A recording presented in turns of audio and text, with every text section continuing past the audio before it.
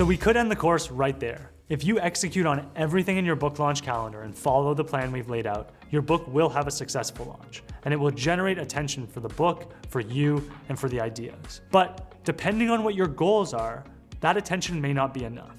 And if you flip back to your goals and they were to sell books and to raise your credibility, then you're done. There's nothing else that you need to do. But for some authors, their goals go beyond that. Maybe they want to book speeches or sell courses or generate leads for their business. And just getting attention for their book isn't enough.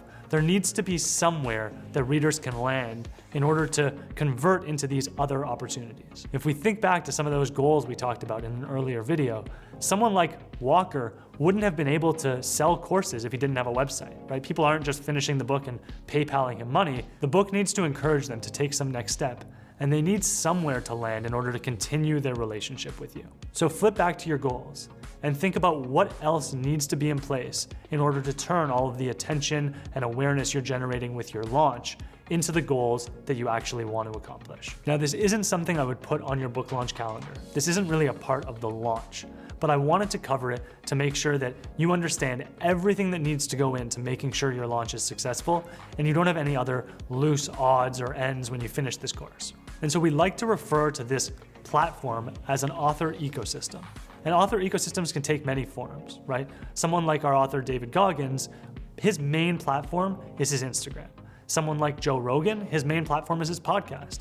Another author of ours, Nick Bear, his main platform is YouTube, and everything in between. An ecosystem is just the place where readers can land in order to continue to engage with you. But for the vast majority of authors, their ecosystem takes the form of a really well-designed website with an email list that people can subscribe to. The reason a website and email list is the ideal combination for most authors is that a website gives that professional presence where people can learn more about you, and an email list is the most effective way for you to continue to stay engaged with them, right? Whereas you might tweet or post on Facebook and only a small fraction of your audience sees it, when you send an email, a much larger number of people on your email list, usually 30 or 40%, might open it and engage with your message. The other reason is that you own your email list.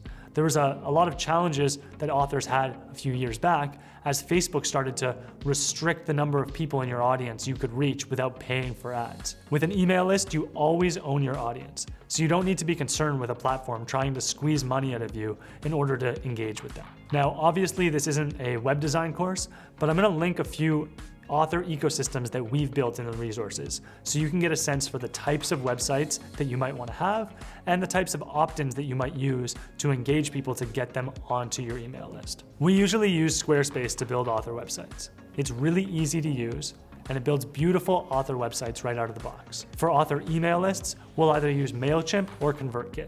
And so I'll include links for all of those resources below. Beyond your website and email list, there's two other tips that I have for authors trying to build a cohesive brand online.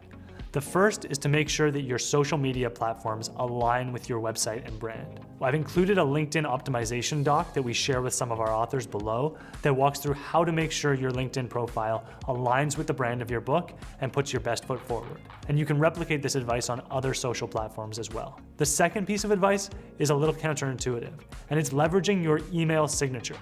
Most people don't think of their email signature as a place to really put themselves out there and represent their brand. But a recent study showed that the average person sends over 30,000 emails a year. And for executives, that number may be even higher. But regardless, that's close to 100 emails a day going out to different people that you have the opportunity to share your book or your ecosystem with. I've also included a document below with some sample email signatures that we've seen authors use in order to promote their book and get their name out there. So again, none of this is required. You can follow the book launch plan step by step and you will have a successful launch, generating awareness and attention for your book.